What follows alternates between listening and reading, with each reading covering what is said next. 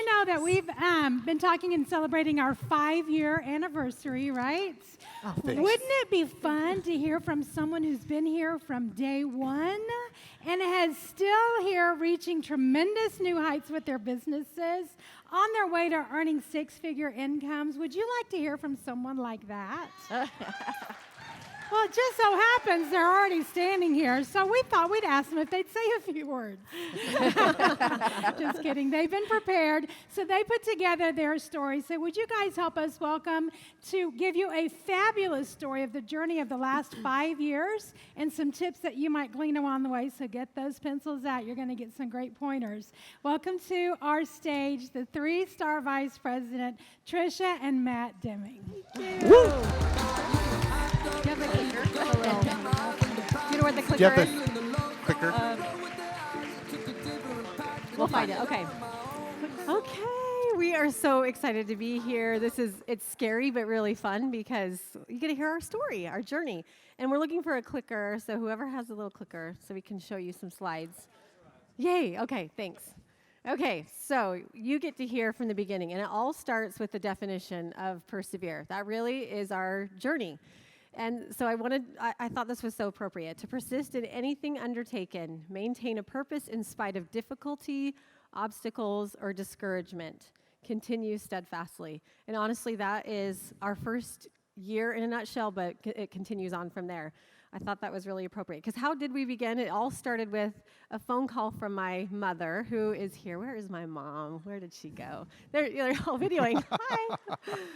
She called me, so 5.5 years ago, we were driving home. Matt and I were on a little road trip with our family. We were driving home, and she called, and it was about 2 weeks before pawTree launched, and she said, I really think you ought to do this. I mean, you know Roger, and you know it's going to be successful. You really ought to think about doing this. And so Matt and I talked on the way home, and we decided, sure, why not? You know, I had no sales experience whatsoever, none. I had zero, especially direct sales. You know, we knew those people, right? The network marketers Yes. and the Yes, we knew those people. The and we're like, MLMers. are we sure about this? I don't know. So I had no experience whatsoever. And at the beginning, we thought I would do this. Matt had a full-time job, and so it was decided that he would, you know, help out at home as needed, and I would really run the business in the beginning. So we thought, why not? Let's give it a try.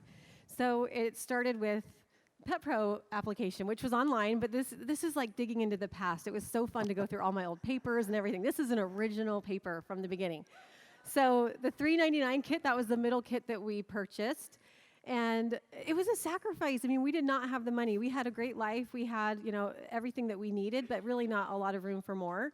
And so, you know, investing, it was almost $500 between tax and shipping too. So when it was time to check out and it gets to that spot, there was this little box called coupon code. And I reached out to Roger and said, can I get a coupon code for this? And he said, no, you can't. And I was like, what? That's not fair. But honestly, the best thing he ever did. I'm going to get into that in a minute. But it was the best thing he could have ever done because I was committed from the beginning to earn that back. I was like, we couldn't afford it, put it on a credit card, and I need to get my money back. So it was a huge, a big blessing in disguise. Anyway, so I started, and then from there, it was like, okay, now what? You know, no experience. I don't know what I'm doing. So what I do, I made my list. And these are, again, original lists. I couldn't find my original. I really wish I could because I think it had like 8 names on it, if I can remember right. If so that. this is, yeah, if that. So this is a list from May of 2014. And the one on the right, it's hard to see, but that's from May 2019. So I don't do much different. I mean, everything looks pretty much the same. Do you see how there's dots and circles and things? Like, it's really quite similar, but I made my list. That's what Melissa said to do. So I made my list, and I wrote down everybody I could think of that had a dog, not a cat at the time, just the dogs, right? And I started with the top. And I remember the day that came that I'm like, I've got to start making these calls. I've got my list. Next is to start calling. So here is the scripts I made. Again, original. These come right from the vault. And I called Melissa and I said, please help me figure this out. I really don't know what to say. I'm scared out of my mind. And so this one on top was a pitch for a Palooza, which is how we started this business. It was parties. It was a party plan in the beginning. So that was my pitch, to have someone host a party. And the one below was to become a customer. So I reached out to my very first prospect, Monique. I'll never forget because, I mean, that's the first call, right? It was so scary. So I call her and I said something similar to this, but fortunately it was a message. I got to leave a message, which I was so grateful. And it was probably 5 minutes long. Monique, hey, it's Trisha, and all of that. Remember what we learned today, talking too much? I talked way too much.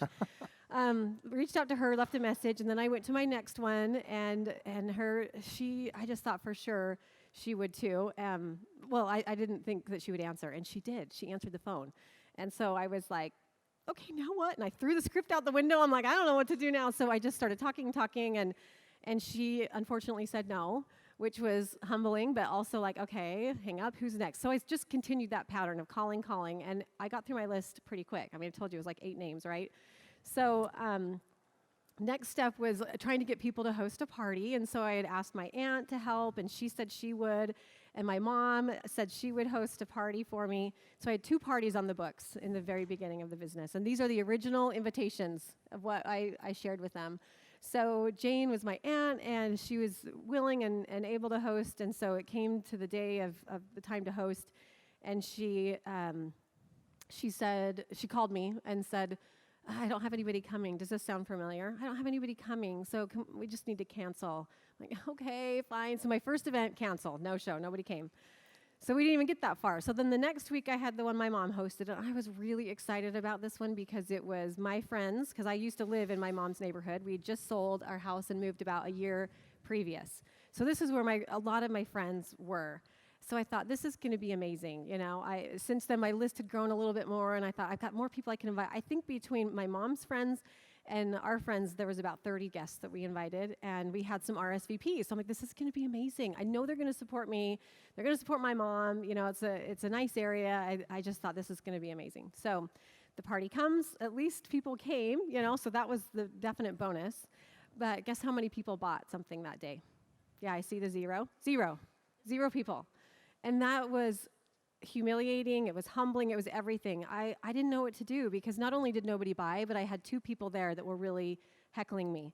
Remember what Bob talked about earlier, that you're going to have some haters, people that know you? I mean, that's what these 2 were. What were they? Rotten apples. Yes, rotten apples. 2 rotten apples. 2 out of the 4. And it was really, really hard because this is just a few weeks into the business. This is February 19th. I've been in business now for almost a month, not quite a month, and I have 1 sale. Monique called back and ordered. How nice of her, right? I think she found pity. So she was my one and only customer at this point, and these were my next best options. Like, after this, then what? What do we do now? Like, nobody bought. I got heckled, and I'm devastated. So I'm loading up the car with all, like, my cart full of stuff, the boxes, by myself, and all the snacks. I pack up the snacks, and I'm just like, thanks, Mom, for hosting, and I get in my car and I just cried the whole way home. It was a 20-minute drive, and I just cried and cried. And I'm like, I am terrible at this. There's no way I can do this. And in the beginning, I had a few people that said that I shouldn't do it, right out of the gate. They're like, I really don't think you should do this. Some good friends, my best friends from high school, when I told them, they laughed because I think they expected me to be that person, right? That they're like, you're going to be one of those people. And so they laughed and tried to make light of it, but it was hurtful because these are the ones you want to support you and be excited for you, and they certainly were not. And then my next door neighbor, who meant well, but she said the same thing. She's like, you were not cut out for this, because she knew I'm just kind of shy. I'm not one to really get out there and be one of those people, right? We keep saying that, but we all know who that looks like. So immediately as I'm driving home, I'm like, they were right. I should not have done this. And now I've embarrassed myself because I've totally failed. Not just kind of failed, like totally failed. And I have no other options. I don't know what to do now. I'm out of ideas. So I get home, I cry to Matt. Matt at this point is a huge supporter and, listens to me cry. And I went to bed just devastated. Roger had reached out to me and said, how did it go? And I couldn't even tell him. I mean, what do you tell Roger? Like, I failed, So I just gave him like the thumbs down emoji on my text and just like can't talk about it, So the next day I woke up and I had this whole new experience of like, okay, well, I have 2 options. I can either quit, and yeah, that would be easy, just to say like, yeah, tried that, didn't work. Or I could keep going because we really wanted to give it a year. We thought, just give it a year and see what happens. Do everything we can, back to that persevere. No matter what the roadblock is, just keep going. So I can either do that or I can quit. And which one did I really want to do? I really wanted to quit. I really was like, I'm done, I don't want to do this. But we committed to that year. And so I said, okay, what's next? I reached out to Melissa, asked her to come help support me. Like, I'm out of ideas. Like, what can we do? And she came out to Utah and helped me host an event at my house. So this time with neighbors in my new neighborhood, and it went really, really well. We got some sales, got a pet pro. That's where Elka joined. She joined that weekend. Had another event. Nobody came with Melissa. You know, I had another event that I asked her to come to. Nobody came. So anyway, things started to move up, and I got my first paycheck. You see this? $33. I love to show this, and I made a copy of it purposely when I got it because I knew this was going to be the first of something bigger, you know. So I was really excited. So anyway, things started looking great. And Matt, was that the end of all of our troubles? That was the end. I would love to say that it was gold-plated and has been from there on out, but that's not the case. No, you know, it wasn't till about a year and a half into the business that I actively joined with Trisha and started actively working. But before that, it was rocky, as Trisha said. You know, the normal cadence of our life was completely disrupted. I love how Bob put it yesterday. Our new life was costing our old life, and that was hard. There was a lot of chaos. There was a lot of disruption. There was a lot of tears. There was a lot of disappointment, and especially a lot of sacrifice, all for, as you can see, $33.30. It didn't really go up. It kind of stayed there for a long time. It did. It stayed there for a while until we started to grow. But that took time, and that took effort, and that took sacrifice. It was hard. And in fact, at about the year point, I remember the very first Legacy Leadership rolled around. And so we had the conversation about whether we both should go, whether just Trisha should go, what we should do. Because at that point, it was still a big sacrifice. If both of us had gone, we would have had to, you know, pay 2 airfares, pay 2 admission or 2 registration fees. We would have to find sitters for the kids. And so we settled on the fact that just Trisha would go, and I would stay back and hold the fort down, be with the kids. And I specifically remember leading up to Legacy, to dropping Trisha off at the airport, we had a lot of discussions about how difficult this was, how hard it was, how we didn't know if we were cut out for it. This is the year mark, so keep in mind, this is exactly a year into the business. How we were spending more money than we were making, and how much easier it would be to throw in the towel, to give up. And you know, I still see it in my mind today, pulling up to the airport, and both of us just kind of in a stoic, kind of depressed manner, thinking, well, is this it? Should I even go? Should I even get on the plane? I don't know. We were debating at that point whether or not to throw in the towel, because it would have been so much easier. But in the end, Trisha walked off, I pulled away, and that was a life-changing moment. So fast forward a couple of days, and I picked Trisha up from the airport. And instead of picking up the conversation where we had left off, Trisha was a completely different person. She was energized. She was on cloud 9. There was a fire in her bones. She was ready to rock and roll this pawTree business. And I have to be honest, I was a little dismayed. I thought, wait, we just talked about quitting. We just talked about throwing in the towel. We talked about walking away. We talked about getting our old life back. What are we doing? What happened? So our family had planned a trip to Disneyland following Legacy, and so for 10 hours on the way to Disneyland and for 10 hours on the way back from Disneyland, we talked about pawTree. We talked about how it was going to change our lives and how we were going to change the world and how this and that and this and that, and really had a heart-to-heart and kind of recommitted, you know, because again, we were at the point where we either walk away or we recommit. And after that trip to Disneyland, we were pretty much recommitted. Although that still didn't solve our problems. There was still a lot of sacrifice. There was still a lot of unknown. At this point, pawTree was new. No one had trailblazed anything for us. So everything we did was unproven. It was untested. It was unknown. We didn't know if we were doing it right, if we were doing it wrong. Everything was new, and that made everything especially difficult. So fast forward 6 months, and we had the very first pawTree pawFest. Now, if you can back up to the last slide for a minute. I love this picture. It made me emotional. We want to include this picture because this is a big reason that Trisha was so on fire and on cloud 9. As you can see, she's here with Amber and Elka. And they had been recognized on stage. They had won awards. They had been trained. They had gone through everything that you're sitting here going through now and walked away completely different people. And I would dare say better people. You know, Bob, again, yesterday talked about, you know, this experience can make you bitter or it can make you better. These three chose to make things better. And we're all the better for it.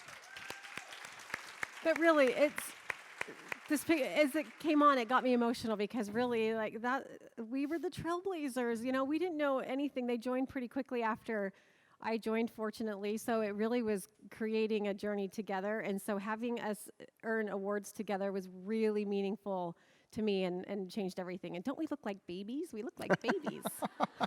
They're just kids.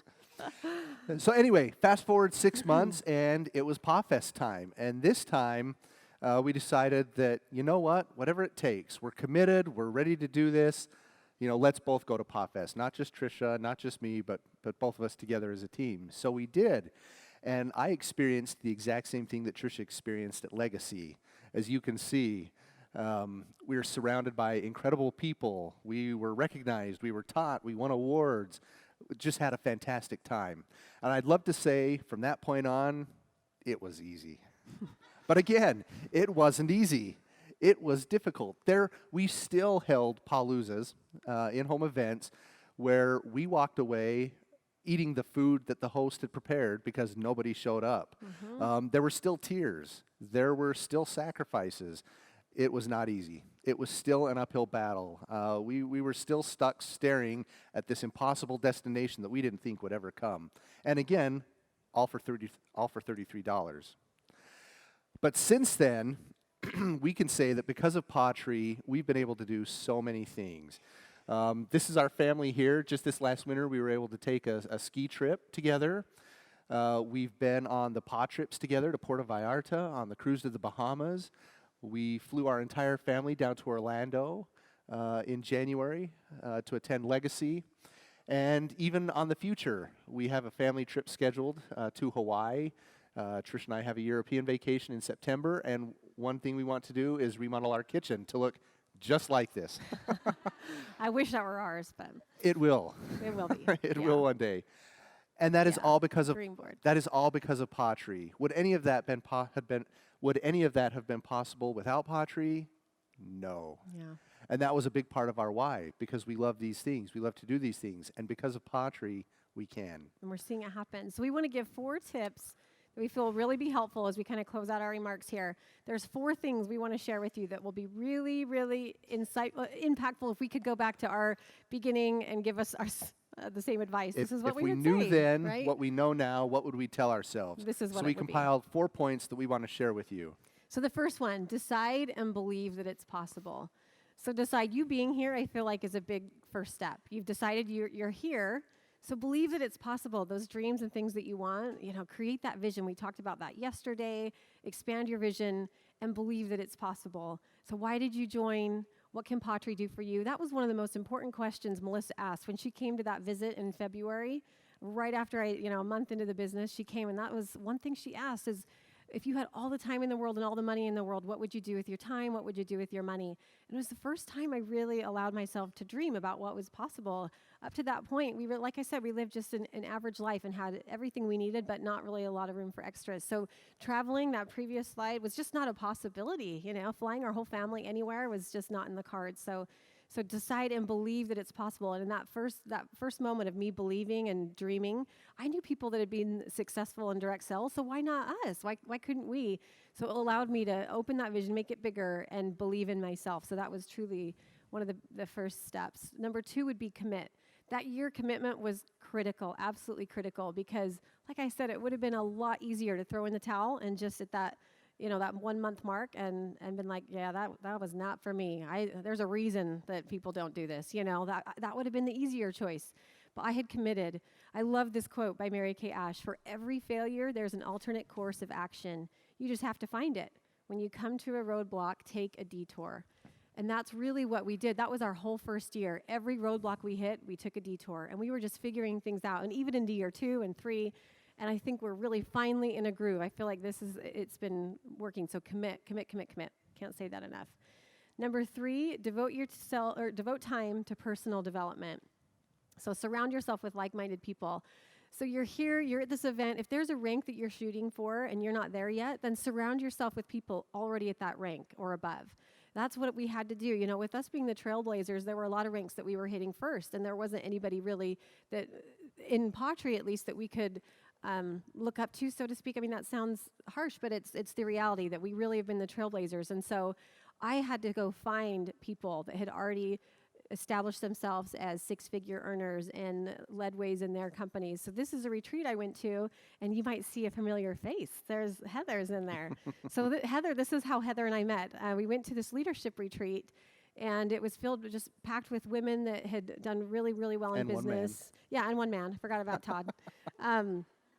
So really, really successful women and men that had already created a 6- and 7-figure income in their businesses, a lot of them direct sales businesses. And so I wanted to be with them. I wanted to hear, what is it you're doing? And their story was no different from mine. That's what created so much confidence in myself, is that up until then I didn't really feel worthy to be where I was at. But once I was with them, I'm like, hey, this is they're no different. They're just women that are passionate about something, and they just have a couple years on me. That's all. So surround yourself with people that have already accomplished what you want to accomplish, and spend time with them, you know. And Matt, you can share this next one. This is a big so the one next for point Matt. is to avoid isolation. And we've learned through listening to Bob this weekend that we all have a story. Whether that story is true or not is up to you. But that story grows as you dwell in isolation. You know, isolation, when we're in isolation, we think we're the only ones who are afraid. We're the only ones who are tired. We're the only ones who are exhausted. We're the only ones who are failing or not being able to do what we want to do. And the longer we live in that space, the louder the voices in our head become, and the truer you believe that story to be. We've learned it. How many examples did we hear this weekend? It's true in my case, Trisha's case, all of our cases, it's true. So our suggestion is to avoid isolation and avoid that space where you feel like you're the only one who can't do it. And finally, point number 4 is never, ever give up. No matter no matter how far away the destination feels, no matter how difficult the journey appears, never, ever give up. I love this quote: "You didn't come this far only to come this far." Elka might find that. Yeah. We got that from Elka, but it was so insightful, and Matt's going to tell you why. So the person in this picture, if he looks familiar, it's because it's me. And we used this picture because we love the parallels that this picture represents with what we just talked about, perseverance and not giving up. In this picture, about 15 years ago, I had taken a mountaineering expedition to Peru with a couple of friends. And during the course of that expedition, one of my friends had slipped and broken his leg. Well, he didn't think it was serious, so he was just going to go down into town and wait it out while me and my other friend continued to climb. But the third friend was going through some emotional difficulties and decided he was going to abandon the trip and go down with Bill to wait it out, leaving me alone on the mountain all by myself. So in my mind, I thought exactly this: I did not come this far only to come this far. I mean, getting here represented a lot of sacrifice, a lot of time, a lot of money, a lot of difficulty, quite frankly. And so I love in this picture how I'm focused on the mountain because that was my goal. That's where I wanted to get, was the summit. And so eventually I did. I climbed to the summit all by myself and made it back, alive to tell the tale. But again, I love what Bob taught us this weekend, that when the destination looks impossible, that when it looks so difficult and you're all alone and you can't do it and you want to give up and you want to turn around, remind yourself, you didn't come this far only to come this far. Don't give up. That's why we started our talk today with the slide about perseverance. Mm-hmm. Perseverance is key to this business. And just write this down. I feel like this is like the most profound thing you could say, because you didn't come to pawFest just to come to pawFest and go home. There's so much more. There's so much more after that. So we're out of time. Yep. So when the going gets tough, just remember to persevere. Remember why you joined. Revisit your decision to do this, and don't give up. And you too will be successful. I have no doubt. I know this to be true. Yeah. So does Trisha. Thank you. Thanks so much. Thanks, everyone. Yeah.